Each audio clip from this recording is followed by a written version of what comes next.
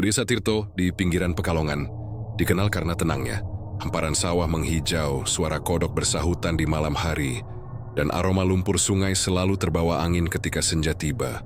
Tapi di balik ketenangan itu, ada sesuatu yang disembunyikan penduduknya. Sebuah rahasia tua yang tak pernah benar-benar hilang. Sungai Tirto, tempat di mana batas antara dunia manusia dan dunia gaib terasa sangat tipis. Setiap orang di desa itu tahu, ketika malam Jumat Kliwon tiba, mereka harus menutup jendela rapat-rapat. Bukan karena takut perampok, tapi karena takut mendengar suara gamelan yang mengalun dari dasar air. Suara itu halus indah, namun menyisakan rasa ngeri di dada.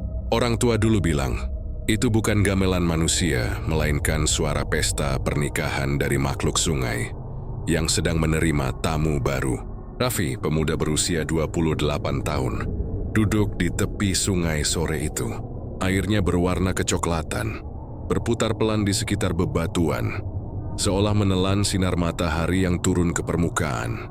Dia baru saja pulang dari pasar, membawa hasil jualan yang sedikit.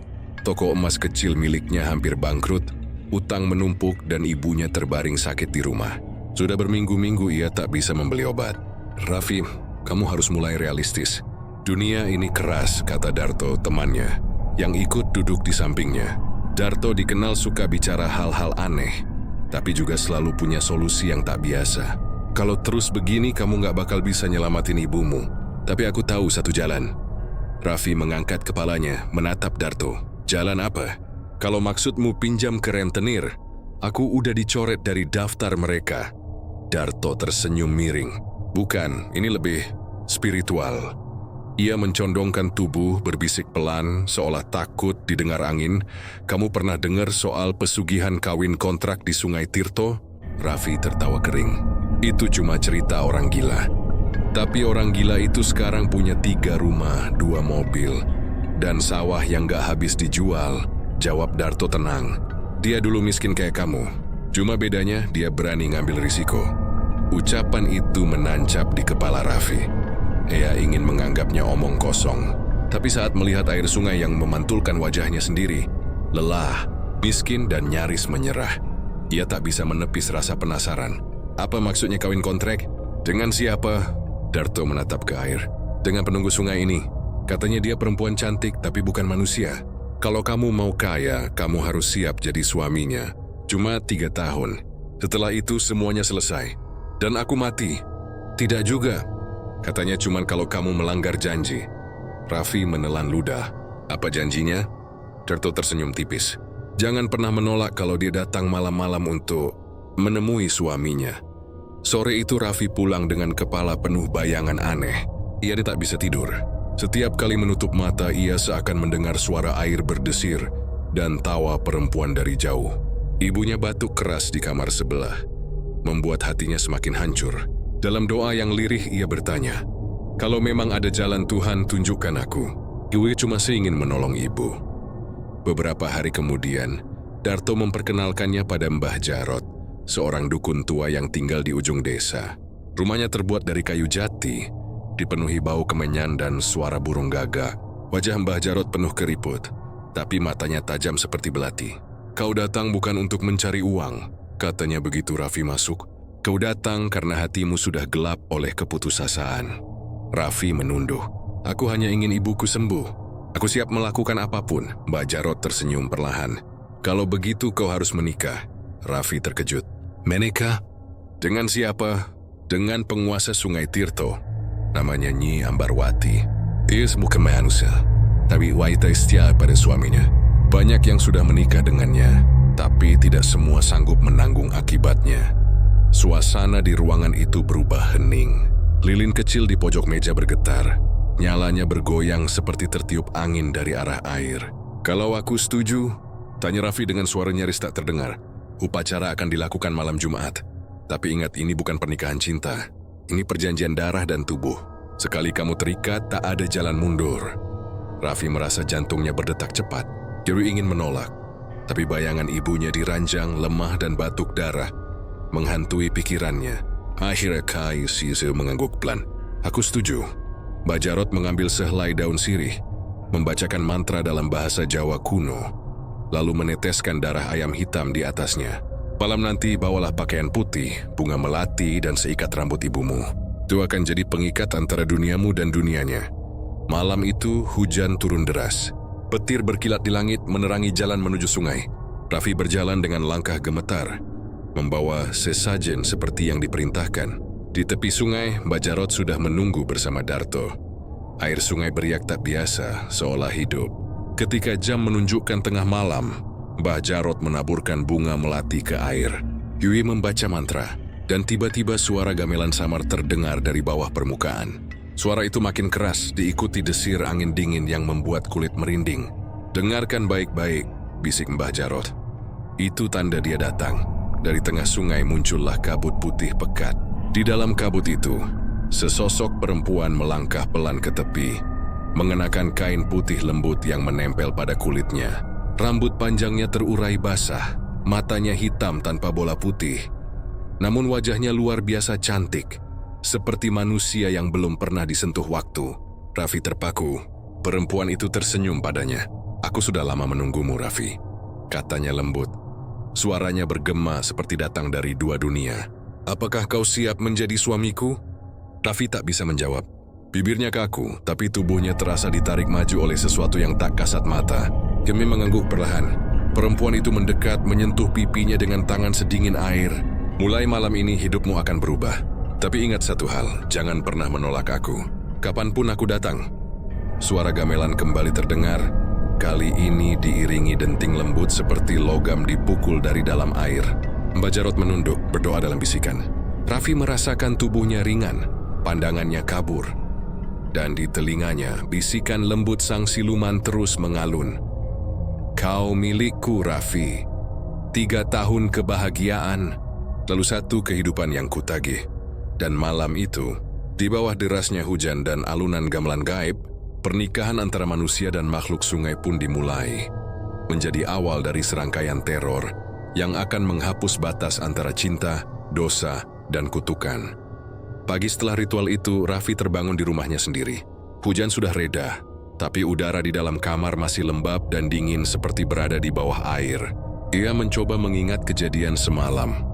Wajah cantik perempuan di sungai, suara gamelan, dan sentuhan tangan yang sedingin kematian. Semuanya terasa nyata, tapi juga seperti mimpi buruk yang terlalu jelas untuk dilupakan. Ia bangkit pelan, menatap cermin di depan tempat tidur. Ada bekas merah samar di lehernya seperti jejak bibir. Yui mengusapnya, tapi noda itu tak hilang. Hatinya berdegup. "Apa benar aku sudah menikah dengan makhluk itu?" bisiknya lirih. Hari itu berjalan aneh. Ketika ia membuka toko emasnya, yang beberapa minggu terakhir sepi pembeli, tiba-tiba datang 4 pelanggan sekaligus. Mereka membeli banyak perhiasan tanpa menawar, membayar tunai dengan uang tebal yang masih berbau tinta baru. Dalam sehari, Raffi mendapat keuntungan yang lebih besar dari sebulan sebelumnya. Ia terkejut, tapi juga senang. Mungkin keberuntungan sedang berpihak padaku, pikirnya. Namun saat malam tiba, keberuntungan itu berubah menjadi sesuatu yang lain. Sekitar tengah malam ketika desa sudah sunyi, Raffi mendengar suara air dari kamar mandi. Mungkin pipa bocor, gumamnya. Tapi suara itu bukan sekadar air. Ada irama pelan seperti langkah kaki di genangan. Ia berjalan ke arah suara itu, membuka pintu perlahan. Uap tipis keluar dari dalam kamar mandi. Lampu berkedip. Dan di sana, di bawah pancuran air, berdiri sosok perempuan dengan rambut panjang menutupi wajah, yang mengenakan kain putih yang basah, menempel di kulit pucatnya. "Raffi," suara itu lembut, serak namun menggoda. "Kau tidak lupa janjimu, kan?" Raffi mematung, tenggorokannya kering. Perempuan itu mengangkat wajahnya perlahan. Mata hitam pekat, bibir merah darah, dan senyum yang mematikan. Dia melangkah maju, menyentuh dada Raffi. "Sekarang kau suamiku. Jangan tolak aku." Raffi tak bisa bergerak. Tubuhnya terasa lumpuh.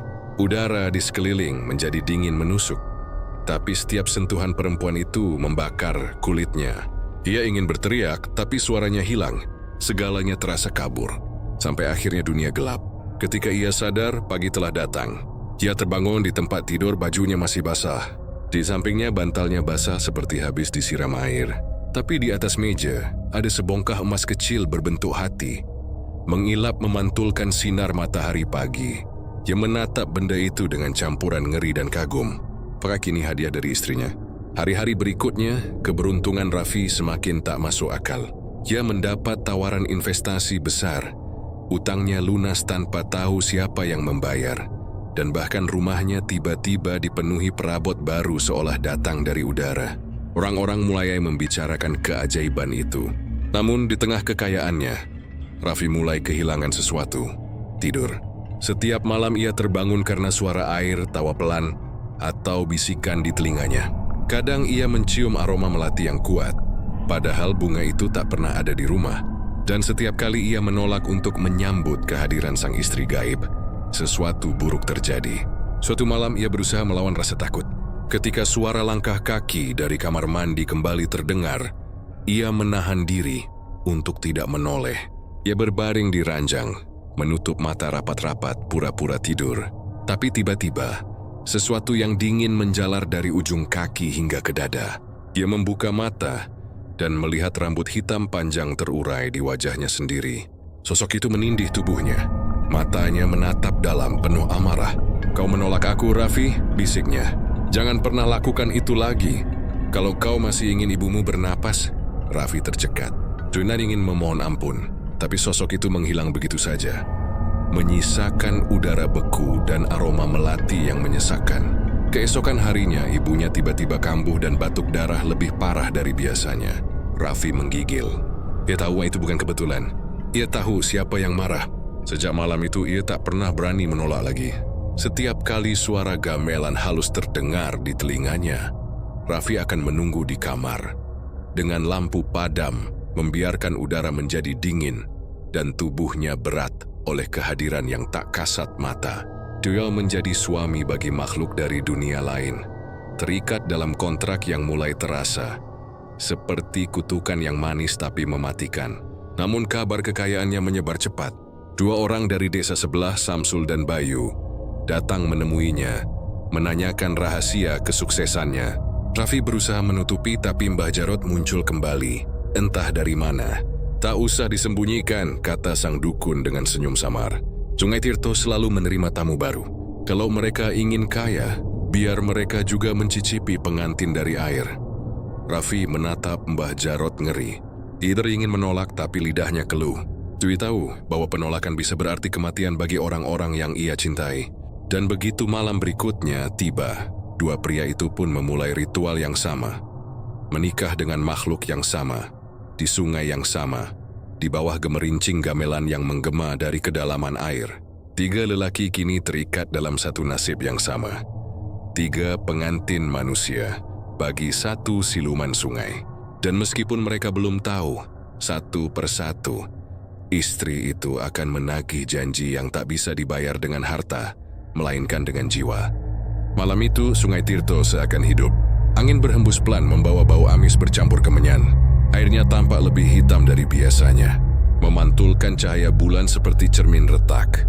Di tepi sungai, 3 laki-laki berdiri berjejer dengan wajah tegang. Raffi, Samsul, dan Bayu. Mereka mengenakan kain putih yang sudah diberi mantra oleh Mbah Jarot, tentang perantara antara dunia manusia dan dunia gaib. "Jangan menatap langsung ke matanya," bisik Mbah Jarot dengan suara parau. "Kalau kalian tak sanggup, tundukkan kepala." Dia tak suka manusia yang menantangnya. Ketiganya mengangguk. Raffi, yang sudah lebih dulu menjalani pernikahan gaib itu, kini menjadi semacam saksi. Meski dalam hatinya sendiri, ia gemetar ketakutan. Dewi tahu apa yang akan datang, dan lebih dari itu, ia tahu bahwa begitu ritual ini selesai, tidak ada jalan kembali. Mbah Jarot mulai menaburkan bunga melati ke air. Suara gemericik berubah jadi alunan gamelan samar. Nada-nadanya seperti berasal dari dasar bumi, lembut tapi menyesakkan. Dari kejauhan, suara itu disertai tawa perempuan yang menggoda, seolah-olah sungai sedang bersenandung memanggil para pengantin baru. Ritual dimulai dengan doa-doa dalam bahasa Jawa kuno. Mbah Jarot menancapkan 3 batang dupa di tanah, lalu menyembelih ayam cemani di tepi air. Darahnya menetes menyebar di permukaan sungai seperti tinta yang diserap gelap malam. "Darah ini saksi," ucapnya lirih. 3 manusia menyerahkan tubuh dan nasibnya pada Nyi Ambarwati, penguasa air Tirto. Kabut tipis mulai muncul dari permukaan sungai, menebal, menutupi pandangan. Dari dalam kabut itu terdengar langkah kaki, pelan berirama, seperti seorang perempuan menari di atas air. Kemudian satu demi satu sosok-sosok muncul. Yang pertama mendekat adalah perempuan berwajah muda, kulitnya pucat seperti batu giong.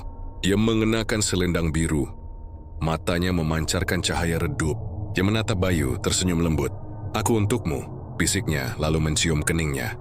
Bayu gemetar, tapi tak bisa menolak.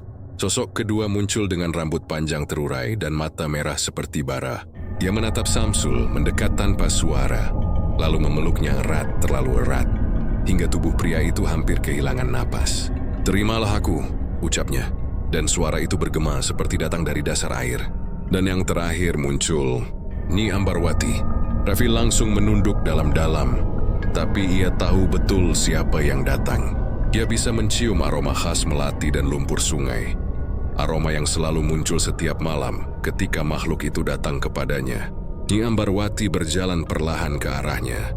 Kain putihnya berkilau lembut diterpa cahaya bulan. "Raffi," suaranya lembut namun memerintah, "kau sudah menepati janjimu. Kini bagi dua manusia ini aku beri bagian dari diriku." Ketiga pria itu lalu duduk bersila, tangan mereka ditautkan. Mbak Jarot mulai membaca mantra terakhir, mantra pengikat jiwa. Dera manusia dan air sungai menyatu. 3 pengantin untuk 3 dunia. Mulai malam ini kalian bukan lagi manusia biasa. Seketika air sungai mendidih. Suara gamelan berubah cepat, seolah-olah pesta sedang berlangsung di bawah permukaan air. Bayu dan Samsul menjerit kecil ketika tangan mereka terasa panas. Ketika mereka melepaskannya, telapak mereka kini memiliki luka berbentuk sisik halus. Seperti kulit ikan, Raffi hanya bisa menatap mereka dengan tatapan kosong. Ia tahu luka itu bukan sekadar tanda.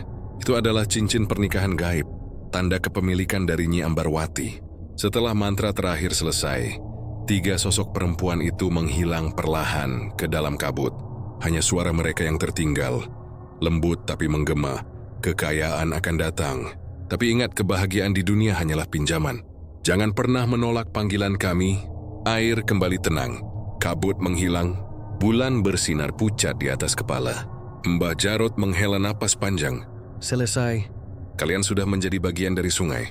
Apapun yang kalian dapat mulai besok, itu bukan milik kalian. Itu pemberian pengantin kalian." Ketiganya diam. Mariziga Sirestuna harus bahagia waktu takut. Keesokan harinya, keajaiban mulai terjadi. Bayu, yang biasanya hanya sopir truk antar barang, tiba-tiba mendapat tawaran kerja besar dari perusahaan di Semarang dengan gaji 10 kali lipat. Samsul, penjual ayam biasa, tiba-tiba ayam-ayamnya berkembang biak 2 kali lebih cepat. Dan setiap malam ada uang yang entah dari mana muncul di laci warungnya. Dan Raffi, ia menemukan di halaman rumahnya sekarung uang lama, uang kuno yang berubah menjadi lembaran baru saat dijemur matahari. Namun semua keajaiban itu datang dengan bayangan hitam. Bayu mulai mengeluh mimpi aneh. Setiap malam ia disetubuhi sosok berambut panjang yang wajahnya tak pernah jelas. Saat bangun bajunya basah dan kulitnya membiru. Samsul mendengar suara perempuan tertawa dari kamar mandi setiap malam, disertai bau anyir dan bunga melati yang makin pekat. Raffi sendiri tak bisa lagi membedakan antara mimpi dan kenyataan. Kadang ia mendengar Nyi Ambarwati berbisik dari balik telinganya saat ia berbicara dengan orang lain, seolah sang siluman selalu menempel di tubuhnya. Di tengah kekayaan mereka, rasa takut mulai tumbuh. Mereka bertiga sadar, kekayaan ini bukan berkah, tapi kontrak hidup yang harus dibayar dengan tubuh dan jiwa. Namun penyesalan datang terlambat. Pada malam ke-7 setelah ritual itu, Sungai Tirto kembali berbunyi. Bukan lagi suara gamelan, melainkan jeritan panjang, seperti tangisan pengantin yang kecewa. Dan dari dasar air yang tenang, muncul bayangan 3 wajah perempuan dengan senyum yang sama. Senyum Nyi Ambarwati, pertanda bahwa ikatan mereka telah sempurna, dan tak seorang pun di antara mereka akan pernah bebas lagi. Hari-hari berlalu, dan desas-desus tentang kekayaan mendadak 3 pria dari desa Tirto mulai menyebar seperti wabah. Orang-orang mulai bertanya-tanya, bagaimana mungkin Raffi yang dulu hampir kehilangan toko, kini membeli tanah di dekat pasar? Bagaimana mungkin Samsul, penjual ayam yang dulu tidur di emper toko, kini memiliki mobil baru? Dan Bayu, yang hanya sopir truk kecil, tiba-tiba bisa membangun rumah 2 lantai di pinggir jalan utama? Mereka bertiga berusaha menutupi rahasia mereka. Tapi semakin mereka diam, semakin besar rasa ingin tahu warga. Beberapa orang mulai datang ke Mbah Jarot, berharap bisa mendapatkan keberuntungan serupa. Tapi sang dukun menolak. Nyi Ambarwati sudah memilih 3 pengantin, katanya. Sungai tak akan menerima lebih banyak. Namun di balik gemerlap itu, kegelapan mulai tumbuh. Samsul dan jeritan di kolam Samsul, pria bertubuh gempal dengan tawa besar, kini tak lagi bisa tidur nyenyak. Rumah barunya di pinggir sungai selalu basah di lantai bagian belakang. Meski hujan tak turun, istrinya Wati mengeluh karena setiap malam terdengar suara perempuan menangis di kamar mandi. Awalnya Samsul tak percaya, tapi malam itu sekitar pukul 2 ia terbangun karena suara langkah kaki di halaman. Ia mengintip lewat jendela, dan di bawah sinar bulan, ia melihat seorang perempuan berambut panjang duduk di pinggir kolam ikan, memakai kain putih yang basah menempel di tubuhnya. Perempuan itu menyisir rambutnya dengan sisir perak, dan setiap helai rambut yang jatuh ke air berubah menjadi ikan kecil berwarna merah darah. Samsul ingin berteriak, tapi tubuhnya tak bisa bergerak. Saat perempuan itu menoleh, wajahnya ternyata bukan wajah manusia. Matanya hitam seluruhnya, tanpa bola mata, dan senyumnya memperlihatkan deretan gigi tajam seperti duri ikan. "Suamiku," katanya lembut. "Kenapa kau jarang datang padaku?" Samsul jatuh terduduk, gemetar hebat. Ketika ia menutup matanya, perempuan itu hilang. Tapi esok paginya, semua ikan di kolamnya mati mengambang. Airnya berubah amis dan berlendir. Dan di permukaan, terdapat bekas rambut panjang seperti belut yang melilit.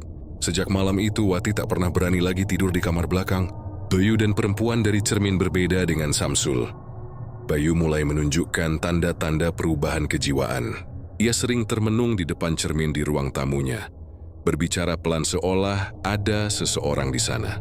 Istrinya Lina mencurigai ada perempuan lain, tapi ketika ia memergoki Bayu berbicara sendiri di malam hari, ia membeku. Cermin itu berembun dari dalam, dan di balik bayangan Bayu tampak sosok perempuan berdiri dengan tatapan tajam. "Jembi besi, ku ingin ikut ke rumah barumu. Jangan tinggalkan aku di sungai." Bayu mencoba menolak, tapi keesokan harinya, ia menemukan jejak kaki basah di seluruh rumahnya, dari ruang tamu sampai kamar tidur. Lantai itu licin seperti baru dilalui makhluk berlendir. Malam berikutnya Lina menjerit keras. Dia melihat suaminya tidur di peluk sosok perempuan, yang tubuhnya separuh manusia, separuh sisik ikan. Perempuan itu menatap Lina dan tersenyum, lalu menghilang seperti uap air. Sejak itu, Lina pergi membawa anaknya, meninggalkan Bayu sendirian di rumah besar, yang kini bau amis dan selalu lembab. Bayu menjadi pendiam, matanya cekung, suaranya berat.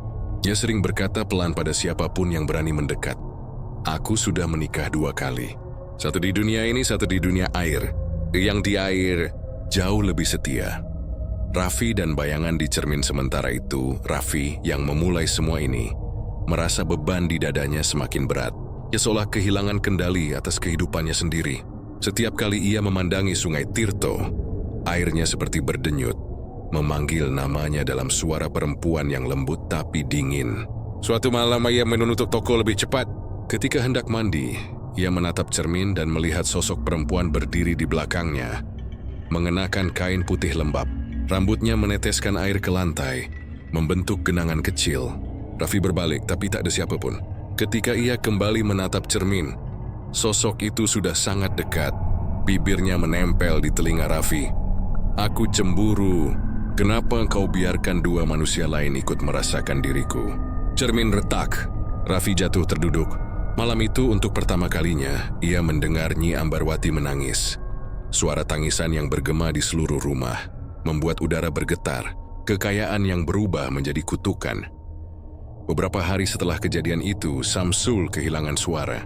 Kirmanya bisa menulis pesan di kertas. "Dia di rumahku setiap malam. Aku tak bisa keluar." Bayu ditemukan pingsan di tepi jalan, tubuhnya penuh luka seperti digaruk makhluk bercakar. Dan Raffi, ia mulai melihat sosok perempuan itu bahkan di siang hari. Kadang di toko di antara pelanggan, kadang di pasar menyamar sebagai pembeli, lalu menghilang ketika ia menatapnya lebih lama. Mbah Jarot memperingatkan mereka, kalian sudah terlalu dalam. Dia mulai marah. Dia merasa dikhianati karena bagiannya dibagi 3. Ketiganya ketakutan, tapi sudah tak ada yang bisa mereka lakukan. Uang mereka kini tak berguna. Setiap rupiah terasa seperti darah yang menetes dari telapak tangan mereka sendiri. Samsul, Bayu, dan Raffi mulai menyadari bahwa mereka bukan 3 orang berbeda. Mereka adalah 3 bagian dari satu kutukan. 3 suami bagi satu siluman yang sama. Dan semakin lama Nyi Ambarwati semakin kuat, semakin nyata, dan semakin haus akan jiwa manusia. Suatu malam ketika hujan turun deras, ketiganya dipanggil oleh mimpi yang sama. Dalam mimpi itu, Nyi Ambarwati duduk di atas batu besar di tengah sungai. Rambutnya menjuntai panjang ke air. Ia menatap mereka dengan mata gelap yang berputar seperti pusaran air. Kalian semua milikku. Jadi dari sebentar lagi, aku akan mengambil kembali apa yang sudah kuberikan. Mereka terbangun bersamaan dengan tubuh menggigil dan napas terengah. Di luar rumah masing-masing, terdengar suara air bergolak, dan bau melati basah memenuhi udara. Sungai Tirto memanggil kembali pengantinnya. Hari-hari berikutnya di desa Tirto berjalan seperti mimpi buruk yang terus berulang. Setelah kematian Samsul yang penuh misteri, suasana di kampung berubah dingin dan mencekam. Orang-orang mulai berbisik di warung kopi, menuduh Raffi dan Bayu terlibat pesugihan. Tapi tak ada yang berani menuduh secara langsung. Karena setiap orang yang berani bicara, entah kenapa, selalu jatuh sakit mendadak. Raffi sendiri kini hidup dalam ketakutan. Setiap malam, suara gamelan dari arah sungai semakin jelas. Kadang, ia mendengarnya tepat di luar jendela rumahnya. Diiringi suara tawa perempuan yang lembut, namun menyeramkan. Di meja makannya, ia menemukan bunga melati segar setiap pagi. Padahal pintu rumah selalu terkunci dari dalam. Ia mulai merasa seperti sedang diawasi, bahkan saat siang hari. Ketika berjalan di pasar, pantulan kaca etalase sering memperlihatkan bayangan perempuan berambut panjang berdiri di belakangnya. Meski ketika ia menoleh, tak ada siapapun. Bayu, satu-satunya orang yang masih bisa diajak bicara, tampak semakin kacau. Ia sering datang ke rumah Raffi dengan mata merah dan wajah pucat. Dia datang tiap malam, kata Bayu sambil gemetar.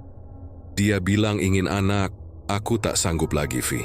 Setiap kali aku menolak, tubuhku panas seperti dibakar.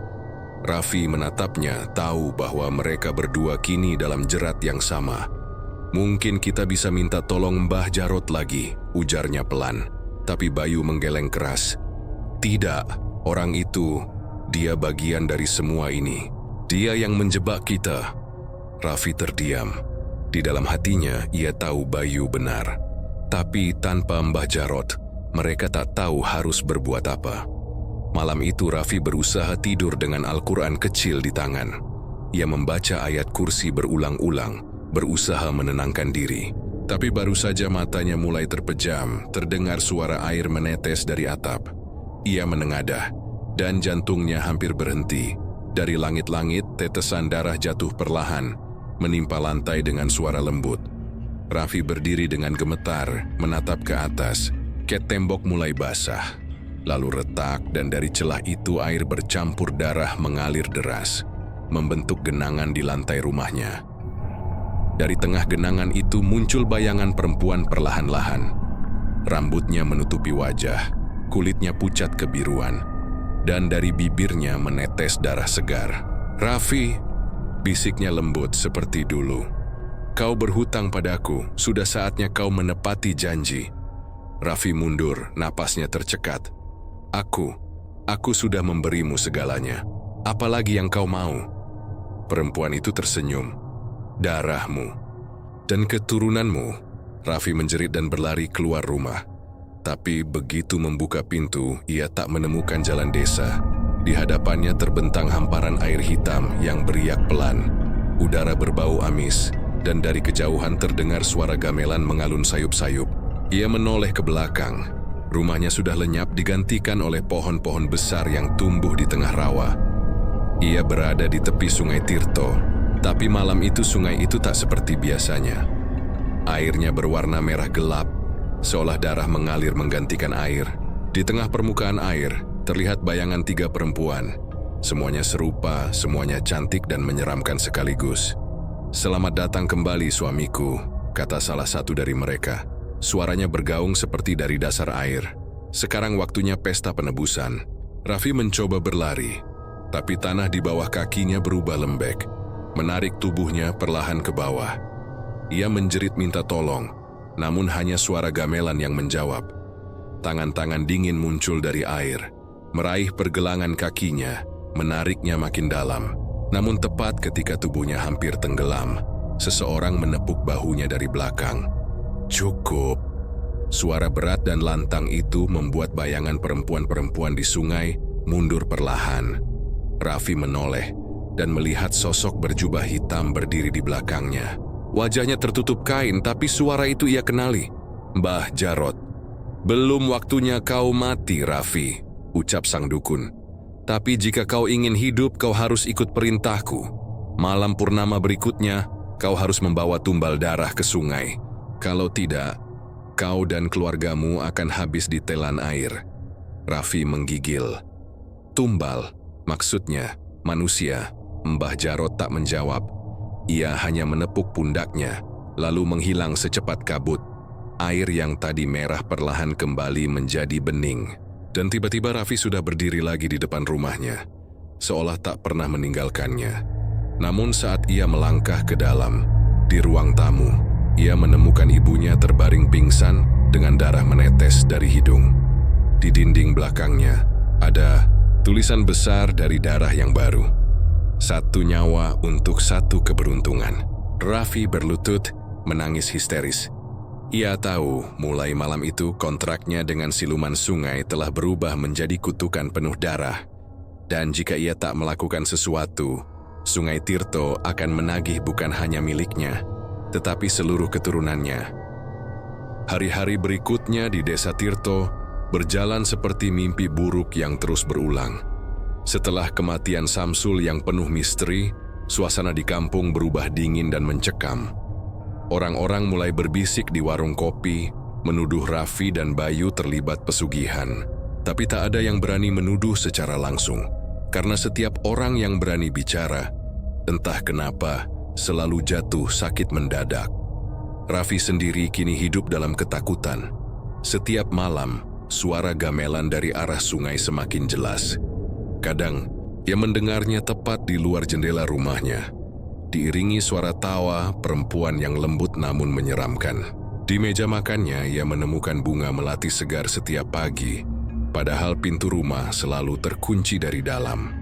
Ia mulai merasa seperti sedang diawasi, bahkan saat siang hari. Ketika berjalan di pasar, pantulan kaca etalase sering memperlihatkan bayangan perempuan berambut panjang berdiri di belakangnya, meski ketika ia menoleh tak ada siapapun.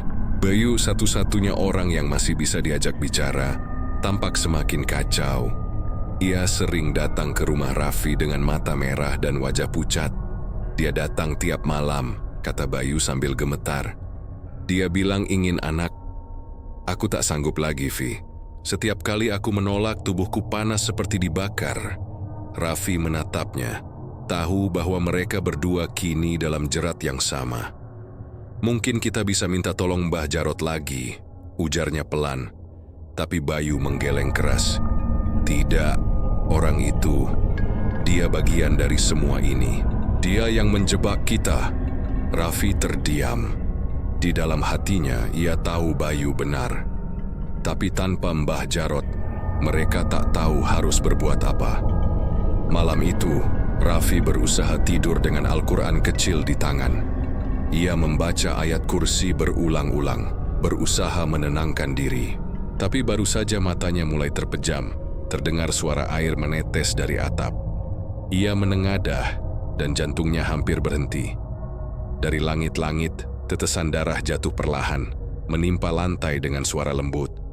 Raffi berdiri dengan gemetar, menatap ke atas. Cat tembok mulai basah, lalu retak. Dan dari celah itu air bercampur darah mengalir deras, membentuk genangan di lantai rumahnya. Dari tengah genangan itu, muncul bayangan perempuan perlahan-lahan. Rambutnya menutupi wajah, kulitnya pucat kebiruan, dan dari bibirnya menetes darah segar.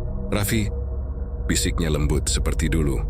Kau berhutang padaku, sudah saatnya kau menepati janji. Raffi mundur, napasnya tercekat. Aku sudah memberimu segalanya. Apalagi yang kau mau? Perempuan itu tersenyum. Darahmu dan keturunanmu. Raffi menjerit dan berlari keluar rumah. Tapi begitu membuka pintu, ia tak menemukan jalan desa. Di hadapannya terbentang hamparan air hitam yang beriak pelan. Udara berbau amis, dan dari kejauhan terdengar suara gamelan mengalun sayup-sayup. Ia menoleh ke belakang.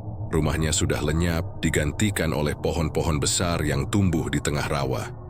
Ia berada di tepi Sungai Tirto, tapi malam itu sungai itu tak seperti biasanya. Airnya berwarna merah gelap, seolah darah mengalir menggantikan air. Di tengah permukaan air terlihat bayangan 3 perempuan. Semuanya serupa, semuanya cantik, dan menyeramkan sekaligus. "Selamat datang kembali suamiku," kata salah satu dari mereka. Suaranya bergaung seperti dari dasar air. Sekarang waktunya pesta penebusan. Raffi mencoba berlari, tapi tanah di bawah kakinya berubah lembek, menarik tubuhnya perlahan ke bawah. Ia menjerit minta tolong, namun hanya suara gamelan yang menjawab. Tangan-tangan dingin muncul dari air, meraih pergelangan kakinya, menariknya makin dalam. Namun tepat ketika tubuhnya hampir tenggelam, seseorang menepuk bahunya dari belakang. "Cukup!" Suara berat dan lantang itu membuat bayangan perempuan-perempuan di sungai mundur perlahan. Raffi menoleh dan melihat sosok berjubah hitam berdiri di belakangnya. Wajahnya tertutup kain, tapi suara itu ia kenali. "Mbah Jarot." "Belum waktunya kau mati, Raffi," ucap sang dukun. "Tapi jika kau ingin hidup, kau harus ikut perintahku. Malam purnama berikutnya, kau harus membawa tumbal darah ke sungai. Kalau tidak, kau dan keluargamu akan habis ditelan air." Raffi menggigil. "Tumbal, maksudnya manusia?" Mbah Jarot tak menjawab. Ia hanya menepuk pundaknya, lalu menghilang secepat kabut.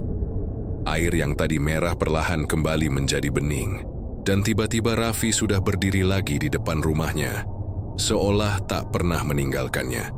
Namun saat ia melangkah ke dalam di ruang tamu, ia menemukan ibunya terbaring pingsan dengan darah menetes dari hidung.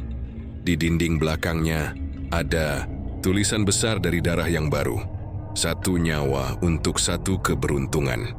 Raffi berlutut menangis histeris. Ia tahu, mulai malam itu kontraknya dengan siluman sungai telah berubah menjadi kutukan penuh darah. Dan jika ia tak melakukan sesuatu, Sungai Tirto akan menagih bukan hanya miliknya, tetapi seluruh keturunannya.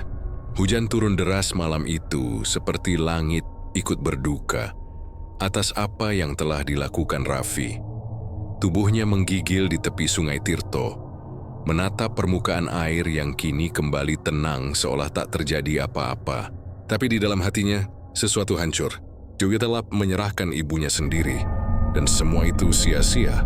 Sejak malam itu, rumah Raffi tak lagi terasa seperti rumah. Setiap malam, air rembes dari lantai dan dinding berbau amis seperti sungai. Piring-piring bergetar sendiri di meja. Kadang suara perempuan menangis terdengar dari kamar ibunya yang kini kosong. Raffi berusaha menghindarinya, tapi di setiap sudut rumah ia merasakan kehadiran sesuatu. 3 hari setelah ritual itu, warga menemukan mayat bayu terdampar di tepian sungai. Tubuhnya kaku, matanya melotot lebar, dan lidahnya membiru seperti dicekik. Yang aneh, di telinganya tersangkut sehelai rambut panjang basah. Orang-orang geger. Mereka menyebut sungai itu sudah kemasukan roh pengantin air. Dan sejak itu, tak ada satupun warga berani memancing atau mandi di sana. Sementara itu, Raffi mulai kehilangan kesadarannya sedikit demi sedikit. Ia sering terbangun di tengah malam dalam keadaan basah kuyup, meski tak hujan. Kadang ia terbangun di halaman rumah dengan kaki berlumpur. Tak tahu bagaimana ia bisa sampai ke sana. Bahkan di siang hari, bayangan ibunya sering muncul di kaca jendela. Tersenyum lembut tapi matanya kosong seperti orang mati. Raffi, suara lembut itu sering terdengar di telinganya. "Kau harus menebus kesalahanmu." Sungai belum puas. Ia menutup telinganya, menjerit, tapi suara itu tak pernah hilang. Malam keempat setelah kematian ibunya, seseorang mengetuk pintu. 3 kali, pelan namun berat. Raffi membuka dengan hati-hati, dan di luar berdiri seorang perempuan muda, berpakaian seragam sekolah yang sudah lusuh. Wajahnya pucat, rambutnya menempel basah di pipi. "Permisi, saya tersesat. Boleh numpang berteduh?" katanya lirih. Raffi menatapnya dengan waspada. Hujan deras, tapi anehnya, gadis itu tidak membawa payung, tidak juga terlihat kedinginan. "Tentu, masuklah," katanya akhirnya. Gadis itu duduk di kursi ruang tamu. "Nama aku Ririn," ujarnya pelan. "Saya dari desa seberang. Tadi naik motor, tapi tiba-tiba mesin mati di dekat sungai." Raffi merasakan hawa dingin merayap di punggungnya. "Sungai Tirto?" Ririn mengangguk. "Iya, anehnya di sana tadi seperti ada suara orang main gamelan." Darah Raffi seketika berhenti mengalir. Ia tahu ini bukan kebetulan. Mungkin sungai itu mengirim tumbal baru untuknya. Raffi mencoba menahan diri, tapi dalam pikirannya bergema kata-kata Mbah Jarot. "Jika tumbal tidak diberikan, maka sungai akan menagih darahmu sendiri." Ia menatap Ririn lama, terlalu lama, hingga gadis itu tampak gelisah. "Tuan," Ririn memanggil pelan. Namun sebelum Raffi menjawab, lampu di ruang tamu berkedip. Udara berubah dingin, dan dari dapur terdengar suara sesuatu jatuh keras. Raffi bangkit spontan. "Tunggu di sini, aku lihat dulu."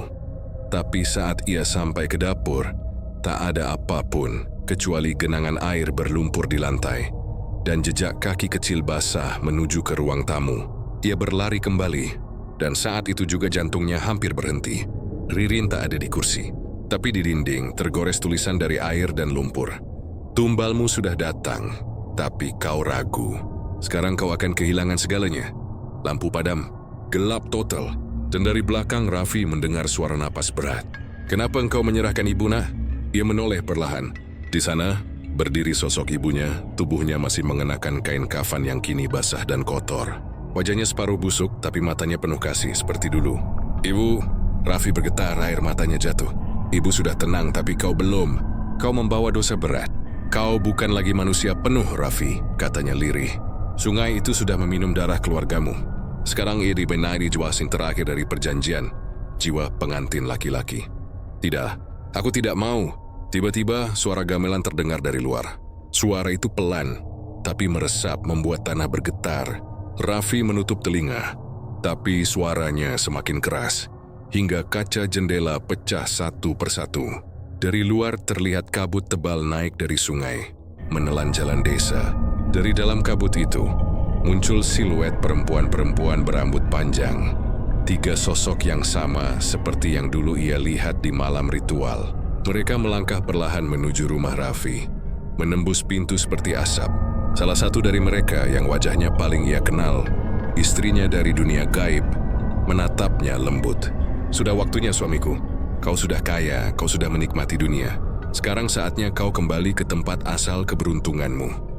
Raffi berlari ke kamar, mencari kitab, jimat, apapun. Tapi setiap kali ia mencoba membaca doa, lidahnya terasa kaku. Bibirnya keluh seolah sesuatu menahan dari dalam. Perempuan itu berjalan mendekat, senyumnya melebar. "Kau pikir bisa lepas?"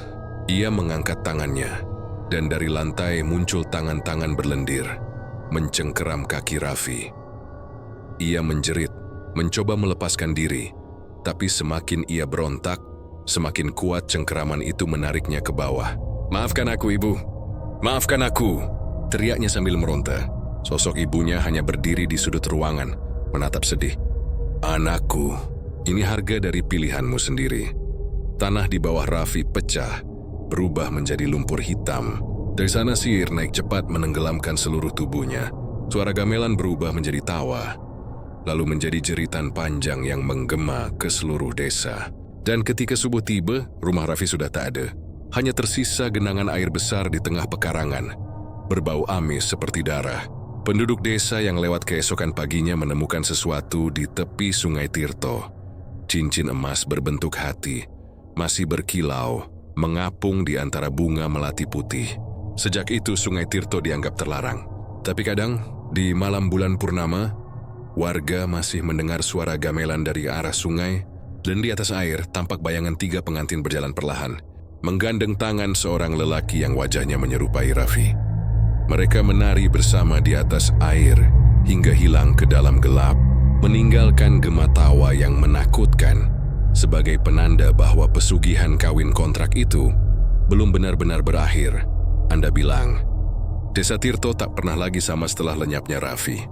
Orang-orang mulai pindah, ladang dibiarkan kosong, dan setiap malam suara gamelan samar terdengar dari arah sungai. Namun kabar aneh menyebar di antara penduduk yang tersisa.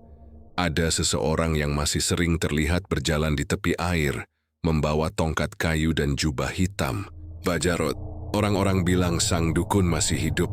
Ia sering muncul menjelang tengah malam, menancapkan dupa di tepi sungai, lalu berbicara sendiri seolah sedang bercakap dengan makhluk tak kasat mata. Kadang dari kejauhan terlihat siluet perempuan duduk di seberangnya, mendengarkan dengan tenang. Tak ada yang berani mendekat kecuali satu orang. Lurah Wito yang sudah muak melihat desanya dikutuk ketakutan. Dia mendatangi Mbah Jarot suatu malam, membawa 2 orang warga dan sebuah lampu minyak. "Mbah," katanya dengan nada keras, "semua kekacauan ini bermula dari perjanjianmu. Berhenti bermain dengan setan. Kami kehilangan 3 nyawa, Samsul, Bayu, dan Raffi. Cukup sudah." Mbah Jarot mengangkat wajahnya perlahan. Mata tuanya tampak merah, tapi bukan karena marah, melainkan karena tidak tidur berhari-hari. "Kau pikir aku ingin semua ini terjadi, Lurah?" Suaranya berat. "Sungai ini sudah haus sejak puluhan tahun lalu. Aku hanya penjaga pintu. Jika aku berhenti, Tirto akan menelan seluruh desa." Lurah Wito menatapnya tajam. "Omong kosong. Kau yang menanam benihnya. Sekarang kau yang harus mencabutnya." Mbah Jarot menghela napas panjang, lalu menatap ke arah sungai. Airnya tampak tenang, tapi di bawah permukaannya terlihat kilatan merah seperti bara api. "Kalau begitu, lihatlah sendiri apa yang kalian sebut omong kosong itu." Ia mengambil segenggam abu dupa, menebarkannya ke air. Dalam sekejap permukaan sungai beriak hebat.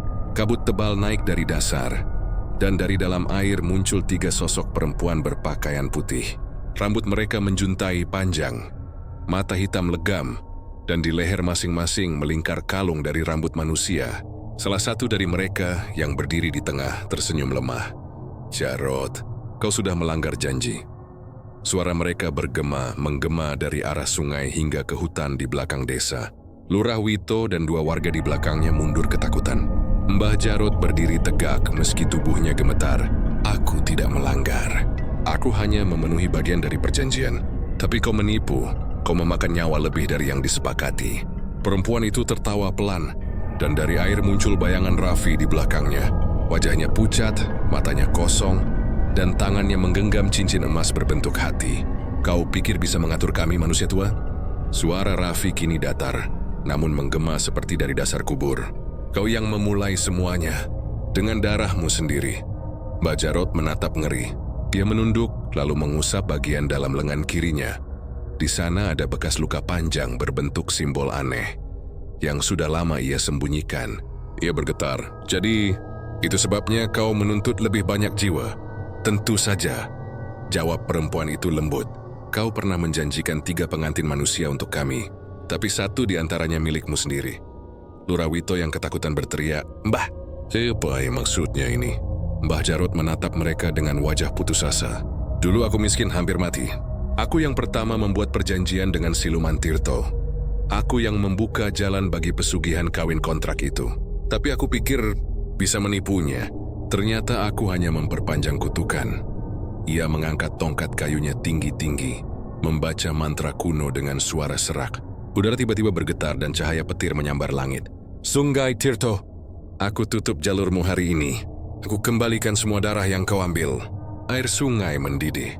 Dari dalam kabut muncul ratusan tangan pucat, berusaha menarik Mbah Jarot ke dalam. Ia berteriak, menancapkan tongkat ke tanah, dan tanah di sekeliling sungai mulai retak. Tapi perempuan-perempuan siluman itu marah. Salah satu dari mereka melompat ke darat, menjerat leher Mbah Jarot dengan rambutnya yang panjang. "Janji tak bisa dicabut, Jarot." Lurah Wito berusaha menariknya, tapi angin bertiup kencang, menghantam semua orang hingga terlempar. Lampu minyak pecah membakar sebagian rumput di tepi sungai. Dalam cahaya api, terlihat Mbah Jarot diseret ke dalam air. Tubuhnya melilit oleh rambut hitam dan lumpur. Teriaknya menggema, "Tutup gerbangnya. Baca doa penutupnya." Sebelum suaranya terputus, air kembali tenang, api padam, dan hanya tongkat kayu miliknya yang tertinggal, terapung di permukaan. Beberapa hari kemudian, Sungai Tirto berubah warna menjadi kehitaman. Ikan-ikan mati mengapung, dan bau busuk menyebar ke seluruh desa. Tapi anehnya, sejak malam itu suara gamelan tak pernah terdengar lagi. Warga menganggap kutukan itu sudah berakhir. Mereka menutup tepi sungai dengan pagar bambu dan menggali lubang besar di sekelilingnya, menganggap itu cara untuk menahan arwah air. Namun, pada malam ketujuh setelah kematian Mbah Jarot, seorang anak kecil hilang di dekat sungai. Dan pagi harinya, di tempat anak itu terakhir terlihat, ditemukan seikat bunga melati basah dan jubah hitam tua yang masih meneteskan air. Warga panik, tapi Lurah Wito hanya bisa berdiri mematung di tepi air, menatap pantulan wajahnya sendiri di permukaan sungai yang hitam. Dalam pantulan itu, ia melihat sesuatu bergerak di belakangnya. Sosok laki-laki dengan wajah rusak, memegang cincin emas di tangan Raffi. Dan dari dalam air, terdengar bisikan lirih, janji tak pernah berakhir, hanya berpindah penagih. Lurah Wito jatuh berlutut. Di atas permukaan air yang hitam itu, perlahan muncul tulisan samar dari gelembung-gelembung udara. Satu pesugihan selesai, pesugihan baru akan dimulai. Desa Tirto kembali sunyi. Namun pada malam bulan berikutnya, warga yang lewat masih bersumpah melihat bayangan Mbah Jarot berdiri di atas air, menancapkan dupa, sambil berbicara dengan sosok perempuan berambut panjang, seolah semua yang terjadi hanyalah awal dari siklus baru pesugihan kawin kontrak dengan siluman sungai. Sudah 2 bulan sejak Mbah Jarot ditelan sungai. Desa Tirto terlihat seperti kembali normal. Sawah mulai digarap lagi, anak-anak berlarian di jalan tanah, dan suara ayam berkokok tiap pagi terdengar seperti dulu. Tapi siapapun yang tinggal di sana tahu, ketenangan itu hanya pura-pura. Setiap kali malam turun, kabut selalu datang lebih cepat dari biasanya. Kabut itu naik dari sungai, menggumpal di jalan-jalan desa, dan meninggalkan bau anyir darah yang samar tapi tajam di hidung. Warga menyebutnya embun sungai, pertanda arwah yang belum tenang masih berkeliling mencari ganti. Lurah Wito kini lebih kurus dan jarang keluar rumah. Istrinya sering mendapati ia berbicara sendiri di ruang tamu, seolah sedang bercakap dengan seseorang yang tak terlihat. Kadang ia tertawa kecil, kadang menangis, kadang marah-marah tanpa sebab. Di lehernya selalu tergantung cincin emas yang ia temukan di tepi sungai malam setelah Mbah Jarot lenyap. "Biar aku simpan sebagai tanda," katanya waktu itu. Tapi sejak hari itu pula, wajahnya makin pucat dan matanya menghitam seperti kurang tidur berhari-hari. Malam itu, angin bertiup kencang. Di luar rumah Lurah Wito, terdengar suara air menggelegak dari arah sungai. Ia keluar dengan lampu minyak di tangan, menatap ke kejauhan. Dari balik kabut tampak sosok-sosok berdiri di tepi air. 3 perempuan berambut panjang, bergaun putih lusuh, tubuh mereka berkilau oleh air. Salah satunya melangkah maju, suaranya lirih namun jelas. "Wito, waktumu sudah tiba." Lurah Wito gemetar. Yuri bukan bagian dari perjanjian itu. "Tapi cincin yang kau simpan," kata mereka serempak, "mengikatmu." Ia menunduk menatap cincin itu. Tiba-tiba cincin itu bergetar di jarinya, dan dari dalamnya menetes darah segar. Ia mencoba melepaskannya, tapi semakin ditarik, semakin erat menempel, seperti dagingnya sendiri yang menolak dipisah. Air sungai di depannya beriak, membentuk wajah Raffi yang pucat. "Lurah," bisiknya, "aku sudah menepati janji. Sekarang giliranmu." Wito berlari, tapi langkahnya terasa berat seolah tanah menarik kakinya. Kabut menebal, dan dari segala arah terdengar suara perempuan tertawa. Ia jatuh tersungkur, tangannya mencakar tanah, mencoba bangkit, tapi tiba-tiba tubuhnya diseret sesuatu dari bawah. Ia menjerit, "Tolong!"